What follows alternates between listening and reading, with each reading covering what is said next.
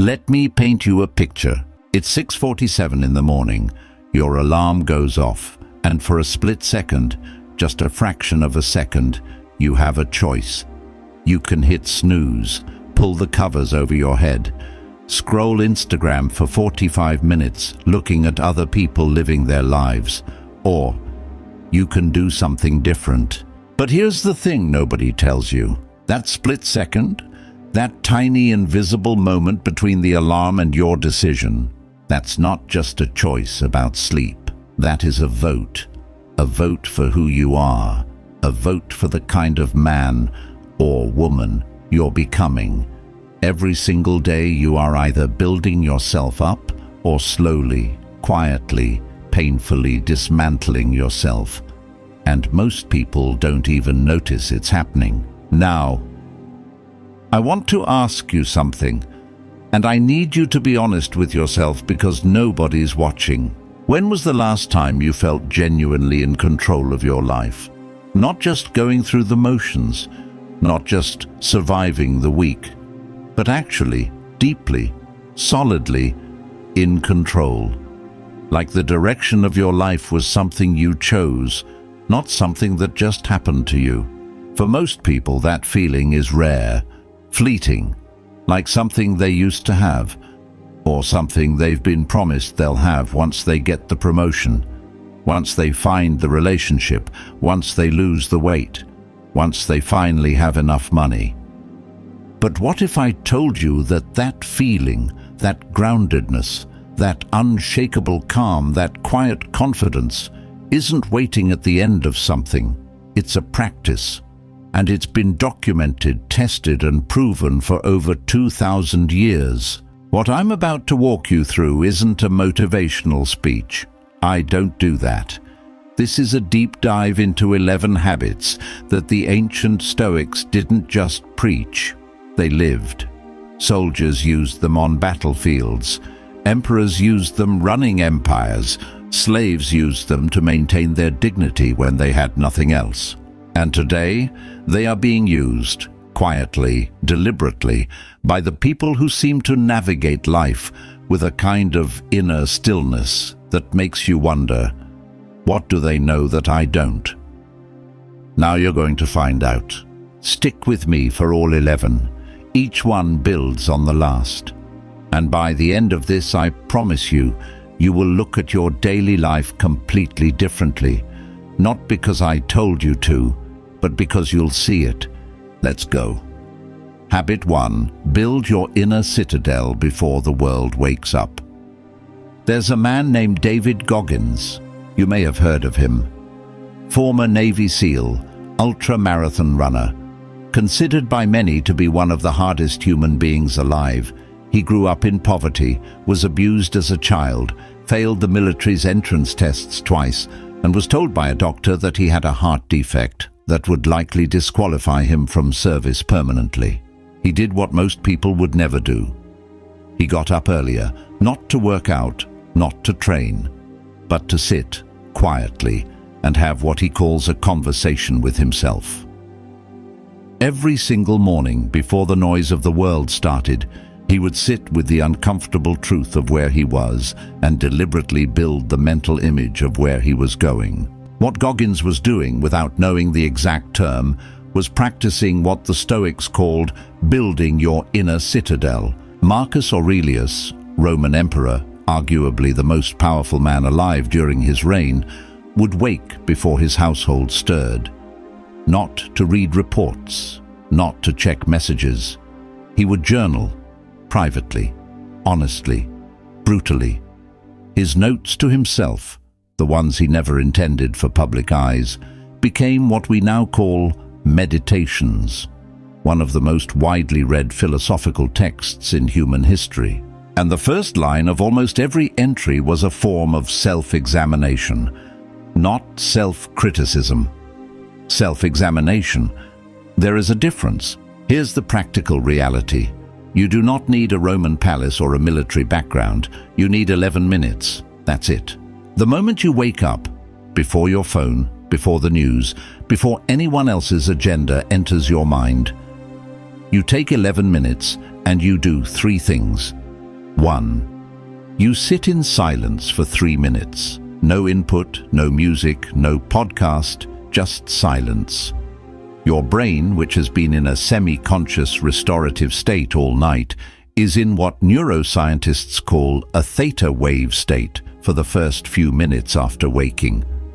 This is when your subconscious is most receptive. Filling that space with noise is like planting weeds before your seeds have a chance to take root. 2. You spend 4 minutes asking yourself one single question and writing down the answer. Not typing, writing. The question is, what is the one thing that, if I do it today, makes everything else easier or irrelevant? This is not a to-do list. This is clarity. This is prioritization at the deepest level. 3. You spend 4 minutes reading something that requires thought. Not a news headline, not a Reddit thread. Something that challenges you. A page of Marcus Aurelius, a chapter of Ryan Holiday, a passage of Viktor Frankl. You are feeding your mind before the world gets a chance to mess with it. 11 minutes. That's your inner citadel. That's your fortress. And here's what happens when you do this consistently. The external noise, the office politics, the social media arguments, the anxiety spiral at 2 p.m. It doesn't hit the same way, because you've already centered yourself. You've already chosen your frame for the day before the day chose one for you. Epictetus, a man who was born a slave, who had no rights, no property, no freedom of movement, said this: "Men are disturbed not by things, but by the opinions about things." What he meant was, the event itself rarely destroys you. Your interpretation of the event does. When you build your inner citadel every morning, you are preemptively choosing your interpretation. You are deciding, in advance, that today you are the observer of your life, not the victim of it. That is a radical act.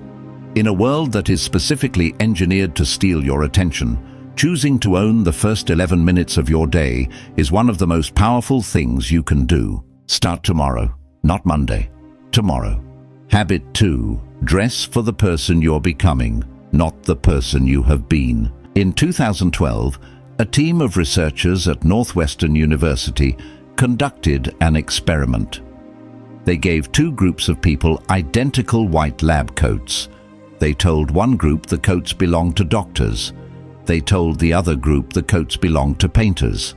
Then they gave both groups identical tasks requiring focus and precision. The doctor group outperformed the painter group significantly. Same coat, different story, different result. They called this phenomenon enclothed cognition. The clothes you wear don't just affect how others see you, they affect how you see yourself, and how you see yourself affects how you perform. This isn't vanity, this is neuroscience. Now, the Stoics had a complicated relationship with appearance. On one hand, Epictetus famously said that external things, wealth, beauty, social status, are not within our control and therefore should not be the source of our happiness. He was right about that. But Marcus Aurelius took a different view when it came to self-presentation as an act of intentionality. He believed that how you showed up, your posture, your bearing, the way you carried yourself, was a direct reflection of the respect you had for your own character. It wasn't about impressing others, it was about embodying your values visually. Think of it this way: if you value discipline, does your appearance reflect discipline? If you value strength, does the way you carry yourself communicate strength? If you value seriousness of purpose, does the way you present yourself to the world communicate that you take your purpose seriously? This isn't about spending money. Let me be very clear about that. This is about intentionality. There's a concept in behavioral psychology called identity-based habit formation, which James Clear popularized in Atomic Habits.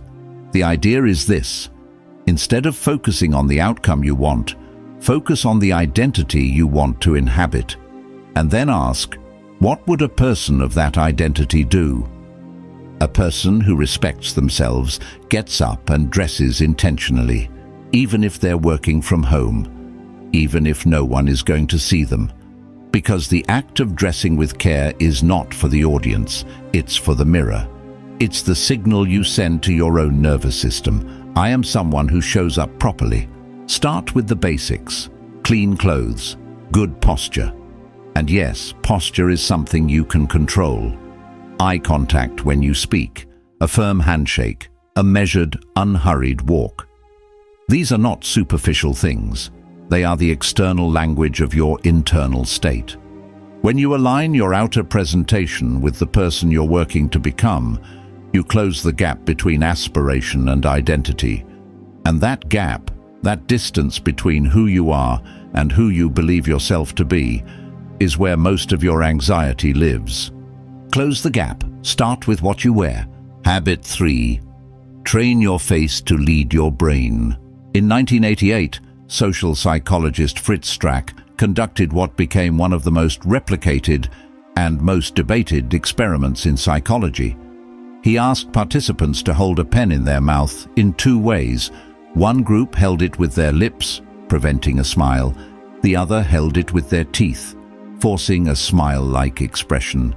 Then both groups rated the funniness of cartoon strips.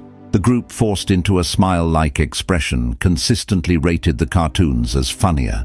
They weren't happier because of a thought. They were happier because of a muscle movement in their face. This is the facial feedback hypothesis. And while it's been debated and refined over the years, the underlying neurological reality has held. The emotional signals don't just travel from brain to face. They travel from face to brain. The relationship is bidirectional. What this means for you is extraordinary. You do not have to wait to feel better before you start acting better. You can start acting better, including physically, and the feeling follows. James Stockdale was a United States Navy pilot who was shot down over Vietnam in 1965 and spent 7.5 years as a prisoner of war, most of it in solitary confinement, routinely tortured. He was the senior American officer in the Hanoi Hilton, one of the most brutal prison camps in modern history. He later said something that has stayed with philosophers, psychologists, and military leaders ever since. He said that the prisoners who didn't survive weren't the pessimists. They weren't even necessarily the weakest. They were, paradoxically, the optimists. The men who said, "We'll be out by Christmas." And then Christmas came, and they weren't out. Those men broke. Stockdale survived by practicing something deeply stoic. He accepted the brutal reality of his situation without letting that reality determine his internal state. He controlled what he could control. He maintained his bearing.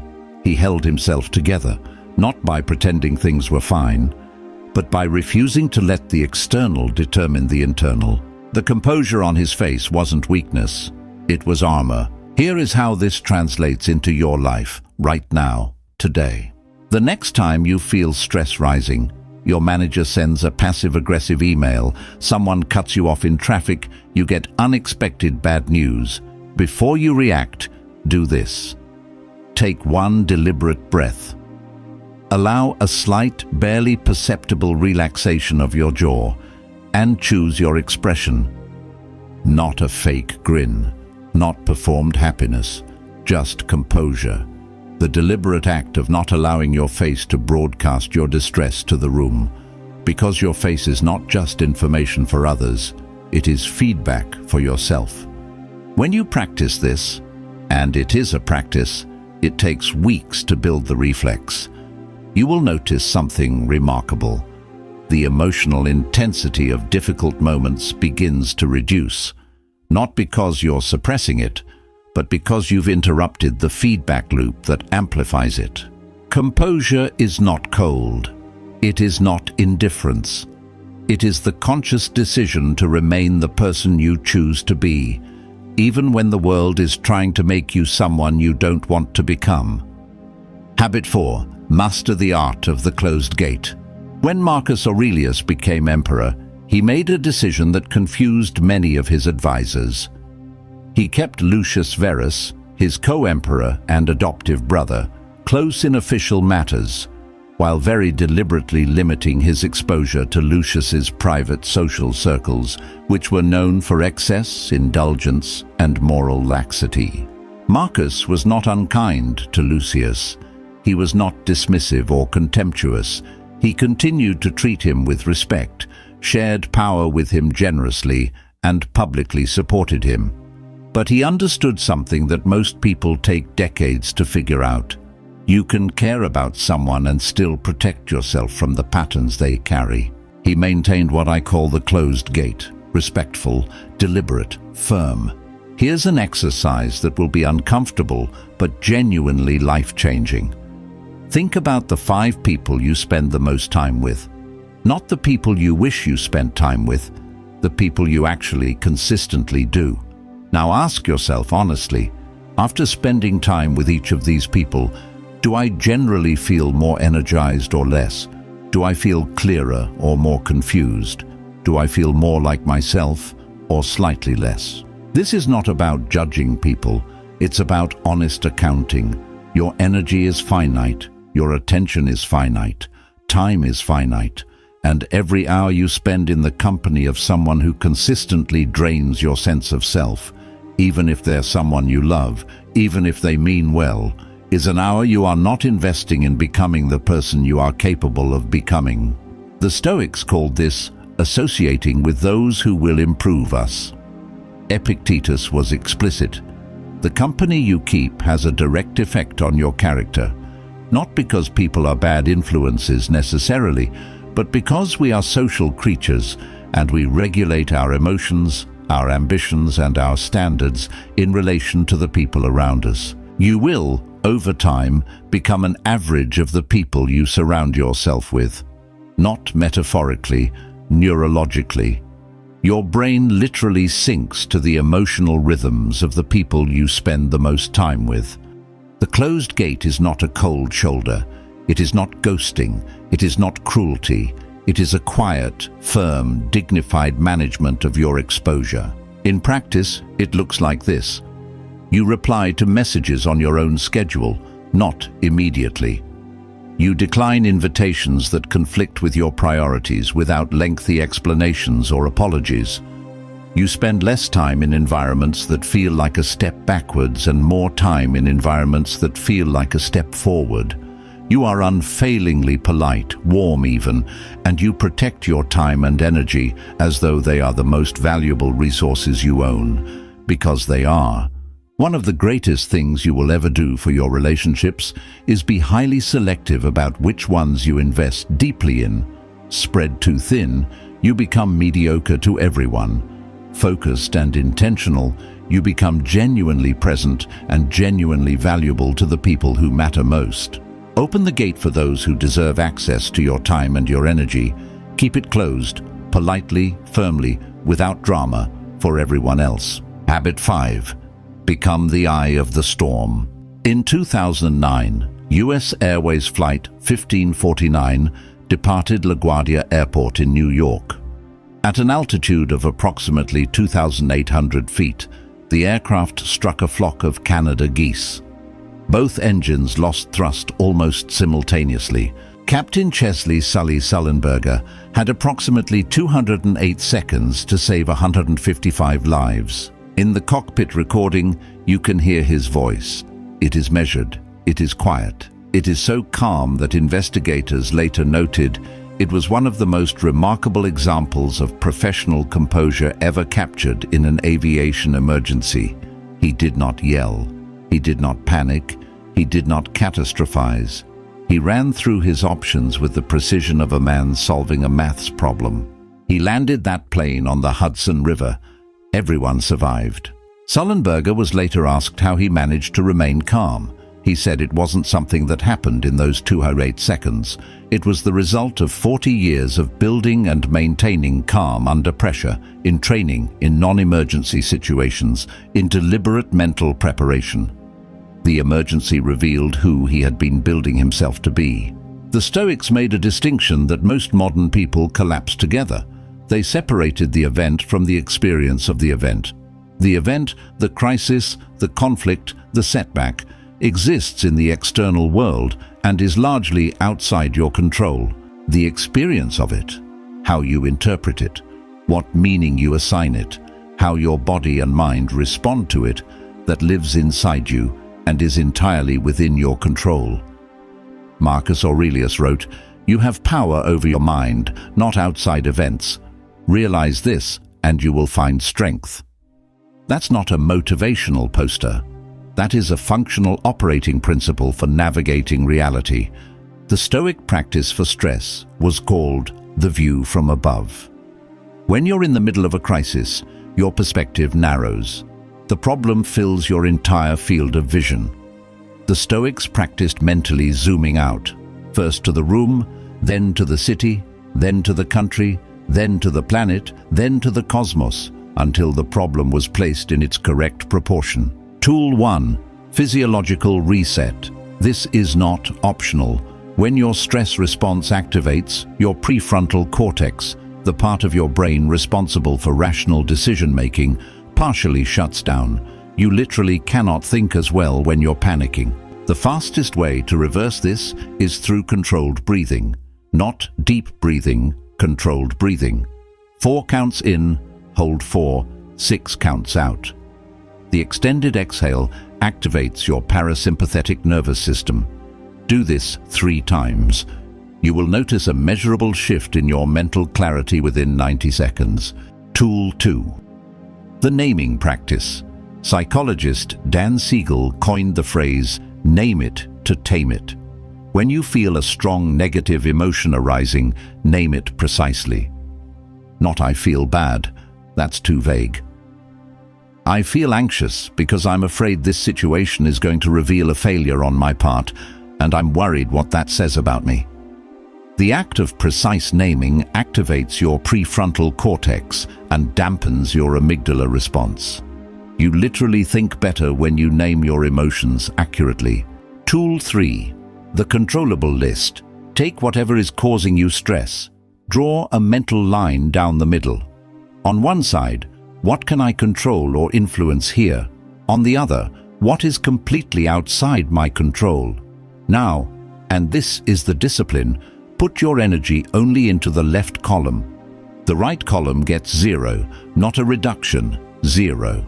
This is not passivity, this is strategic focus, and it is the fastest route to effective action. The eye of the storm doesn't move, the chaos swirls around it. Your job is not to stop the storm, your job is to be the eye. Habit 6. Architect your own North Star. There's a psychological phenomenon called the default mode network. When your brain isn't actively focused on a task, it doesn't go quiet. It starts generating thoughts automatically, usually about yourself, your social relationships, your past and your future. And research consistently shows that this default mode is slightly negatively biased. Left to its own devices, your brain will tend toward worry, comparison, and a vague sense of dissatisfaction. This is not a flaw. It's an evolutionary adaptation. Brains that anticipated problems survived longer than brains that didn't. But it means that if you don't consciously give your mind a direction to move in, it will drift. And drift, compounded over years, becomes a life that feels like it happened to you rather than one you chose. Viktor Frankl spent 3 years in Nazi concentration camps, including Auschwitz. He lost his wife, his parents, his brother, and the manuscript of his life's work.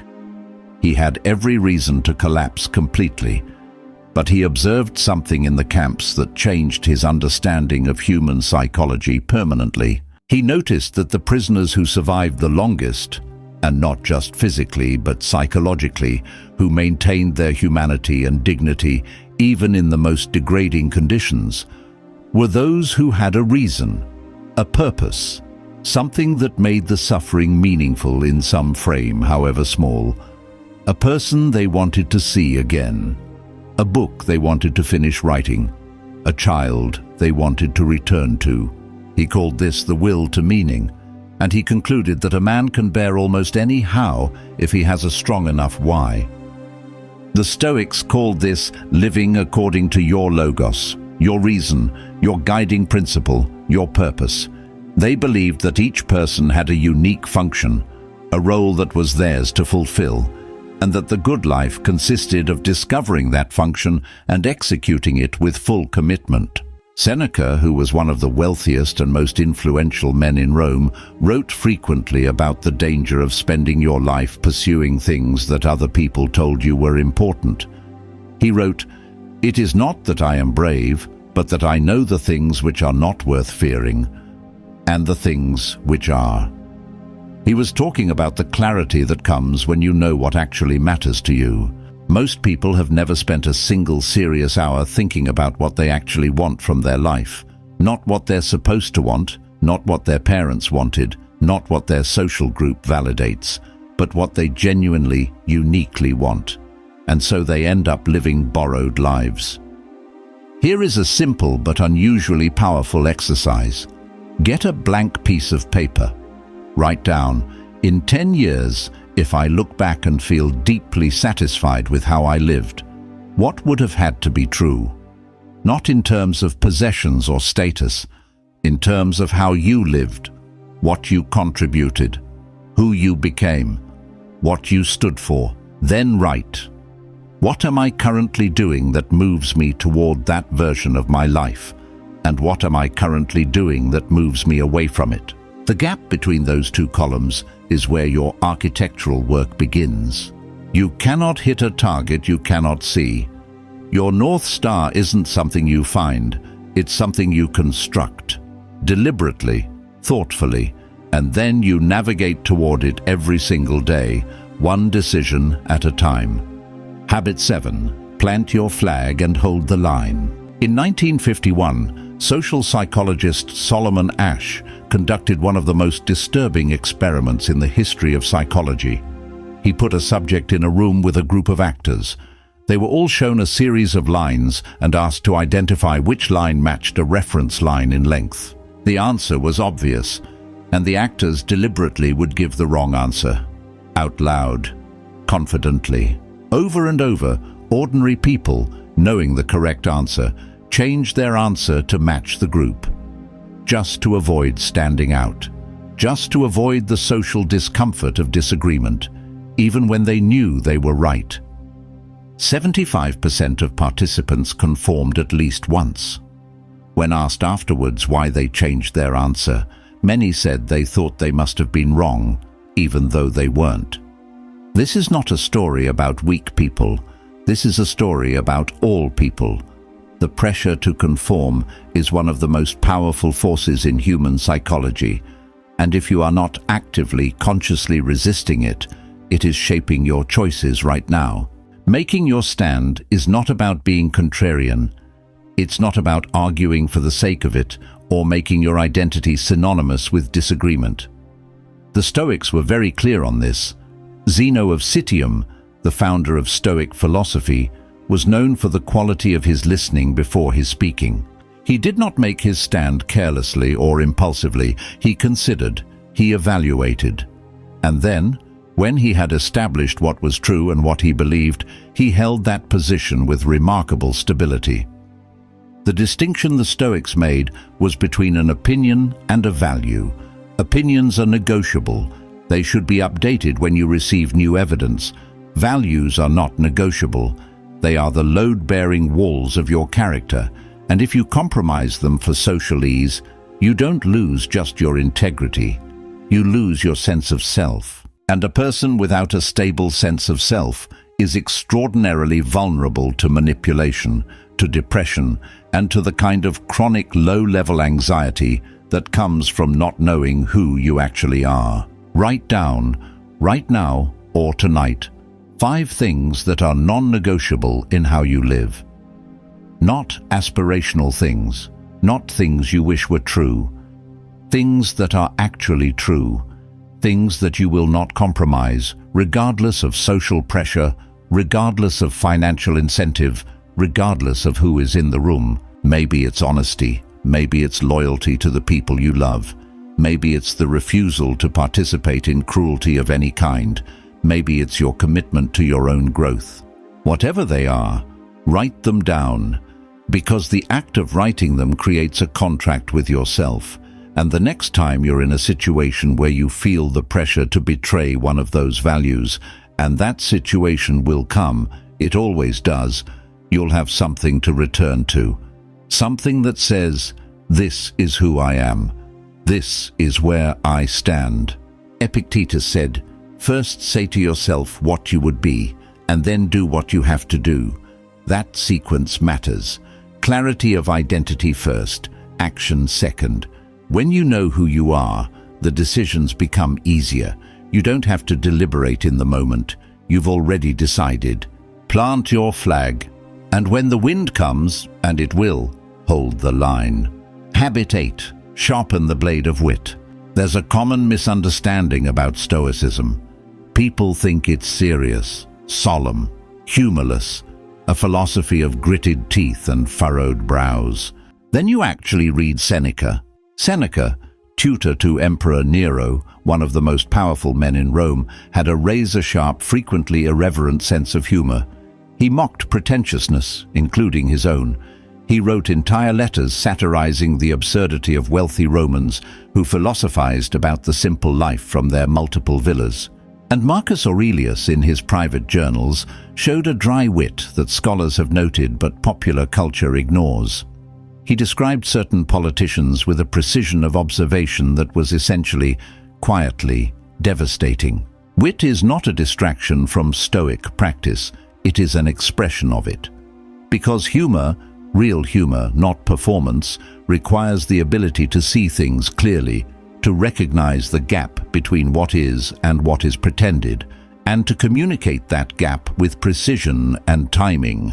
That is fundamentally a Stoic skill.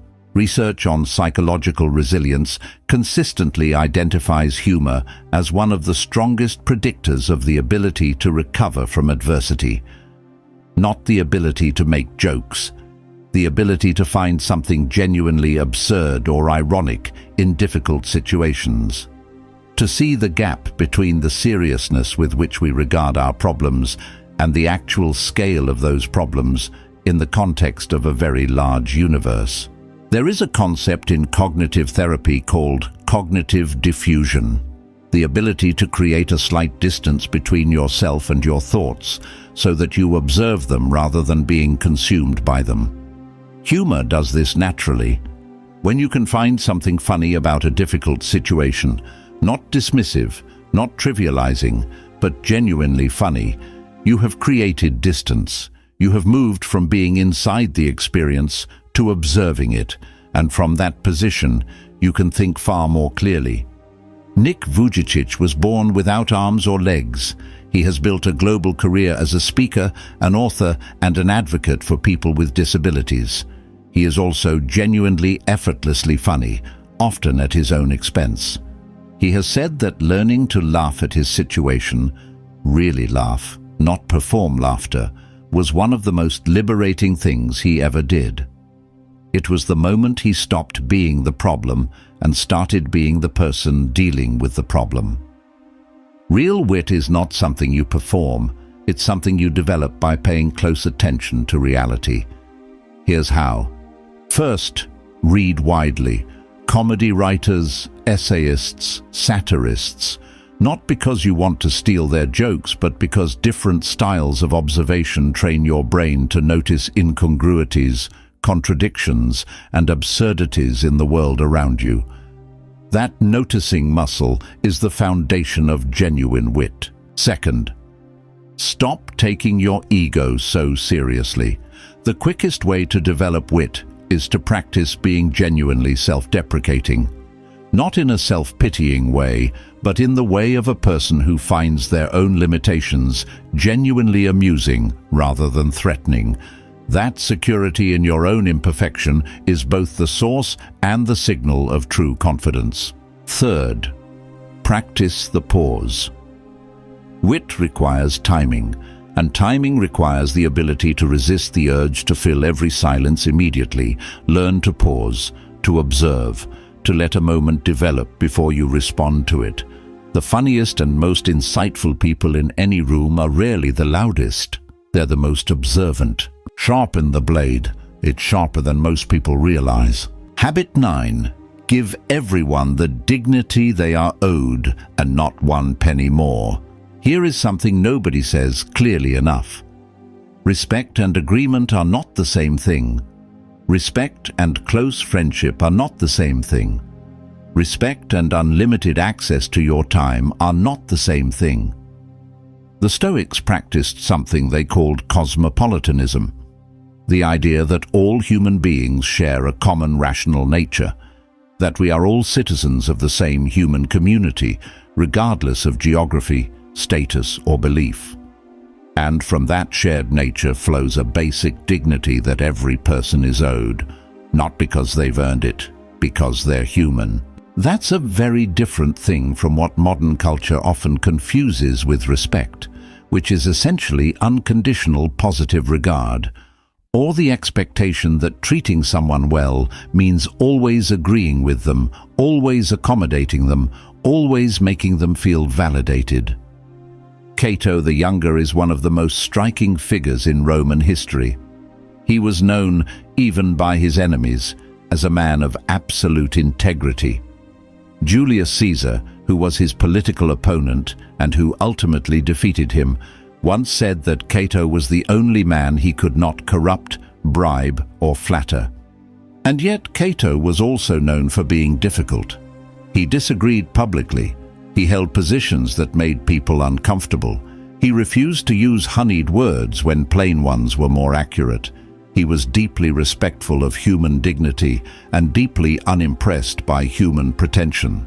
He gave everyone their due. He gave no one more than their due. That combination, that precise calibration, is one of the most powerful social skills you can develop. Real respect starts with the willingness to listen.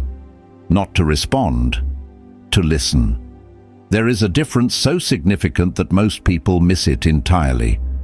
Listening means that for the duration of a conversation, you hold the genuine possibility that the other person has something worth understanding, even if you disagree, even if you've heard a version of this before, even if you think you already know what they're going to say. This requires a quieting of the ego that most people find genuinely difficult, because the ego wants to be right.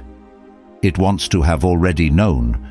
It wants to respond before the other person has finished speaking, because responding is performing knowledge, and the ego loves performance. Listening, real listening, is an act of profound respect, and it costs you nothing except the ego's entertainment. Beyond listening, beyond time, return what you borrow, acknowledge effort, even when the result falls short. Say thank you and mean it. These are not soft skills, they are signals of character. People track them, always. And remember, giving everyone the dignity they are owed does not mean letting anyone treat you without dignity. The Stoics were very clear on this. Self-respect is not vanity. It is the foundation upon which you treat others well. A person who does not respect themselves will either be a pushover or a tyrant, often both at different times. A person who respects themselves can afford to be genuinely generous to others, because their generosity comes from abundance, not from the desperate need to be liked. Habit 10. Memento mori. Let death sharpen your life.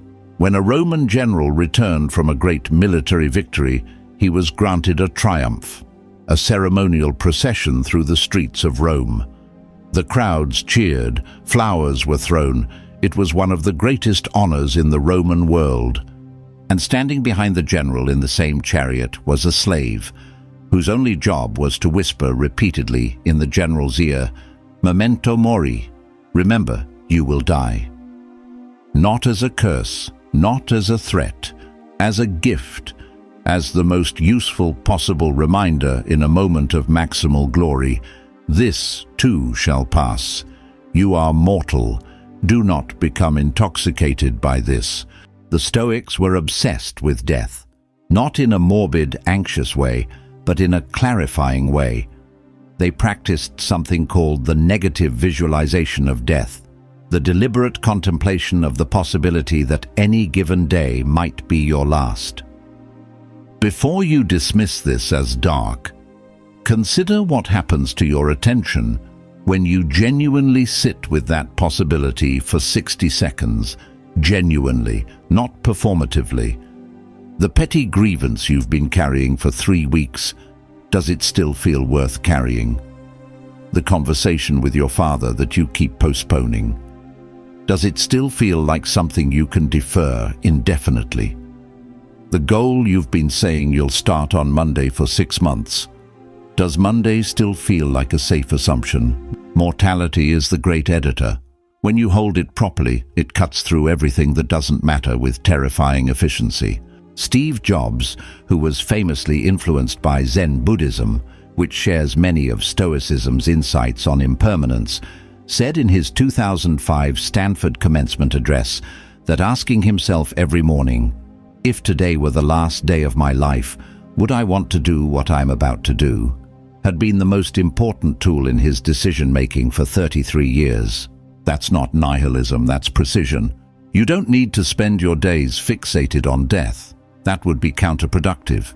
But a regular, honest engagement with your own mortality, even 5 minutes a week, will do more for your sense of purpose than most productivity systems combined. Ask yourself, if I knew I had 6 months left, what would I stop doing immediately? What would I start doing immediately? Who would I call? What would I forgive, including myself? The answers to those questions are not hypothetical. They are a direct map of what actually matters to you. And the things that actually matter to you are the things your life should be organized around. Memento mori. Remember, you will die, not as a shadow over your life, but as the sharpest possible argument for living it fully now. Habit 11. Practice the evening reckoning. If the morning practice is the foundation, the evening reckoning is the architecture review.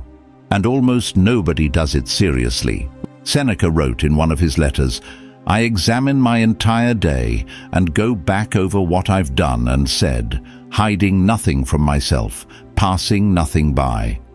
He did this every evening, without exception, not as an exercise in self-flagellation, but as what he called making peace with oneself. The Pythagoreans, whose tradition influenced early Stoic thought, had a specific protocol for this. They asked themselves 3 questions before sleep, every night. What did I do wrong today? What did I do right today? What could I have done better? 3 questions, in that order. The wrong first, not to punish yourself, but to ensure honest accounting. The right second, not as self-congratulation, but because learning from what worked is as important as learning from what didn't. The improvement third, as a forward-looking commitment, not a backward-looking verdict. Professor Timothy Wilson at the University of Virginia has studied what he calls the importance of personal narratives, the stories we tell ourselves about our days, our choices, and our character. His research consistently shows that people who engage in regular, structured self-reflection make better decisions over time. Not because they become perfect, but because they develop the habit of noticing the patterns in their own behavior. Most people are not aware of their patterns. They make the same mistake in the same type of situation repeatedly and experience it each time as though it's new and unexpected. Regular evening reflection breaks that cycle. It allows you to see yourself clearly enough to actually change. There's also a significant benefit to sleep. When you review your day before sleeping, consciously processing what happened rather than leaving it to your unconscious to work through chaotically during the night, you sleep better. Your brain has already done the emotional sorting. It doesn't need to use your sleep for that purpose. This doesn't require a lengthy journal. It doesn't require a specific format. It requires honesty and approximately 10 minutes. Tonight and every night this week, before you sleep, ask yourself 3 things. Where did I show up as the person I want to be today? Where did I fall short? And what specific, concrete thing will I do differently tomorrow? That last question is crucial. The reckoning is only as valuable as the adjustment it produces. An evening review that ends in self-criticism without forward commitment is not Stoic practice. It's rumination. The Stoics were not interested in guilt. They were interested in improvement. Close each day with honesty. Open each morning with intention. Do that consistently for 90 days and your life will not look the same. So here we are. 11 habits, not 11 ideas, 11 practices, things you can do, starting tomorrow morning, starting tonight actually, with the evening reckoning. Let me remind you what this is really about, because I want you to leave this video with the right frame.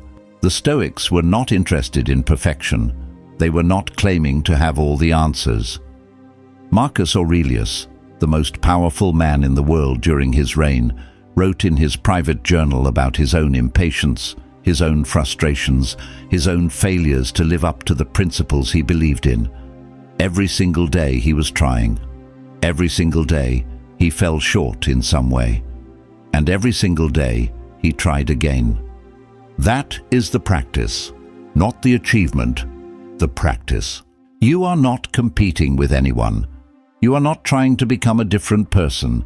You are trying to become more fully the person that already exists inside you, underneath the conditioning, underneath the noise, underneath the fear of what other people think. These 11 habits are not a program. They're a compass. You don't follow a compass perfectly. You use it to find your direction when you get lost. And you will get lost. That's not failure. That's the human experience. The question is not whether you get lost, it's how quickly you find your way back. If you watched this entire video, congratulations. Not because you deserve a reward for that, but because you made a choice today to invest 3 hours in your own development rather than spending those 3 hours on something that would have left you exactly where you started. That choice matters. Don't underestimate it. Now the question is, what happens next? Tell me in the comments, which one of these 11 habits hit you the hardest? Which one are you going to start tonight? I read every comment. I want to know. And if this was worth your time, share it with one person who you think needs to hear it. Not for my numbers, because you actually think it would help them. That's the only reason that matters. Until the next one, stay grounded, stay sharp, and remember, you are always building something. Make sure you're building something worth standing in. Take care of yourselves.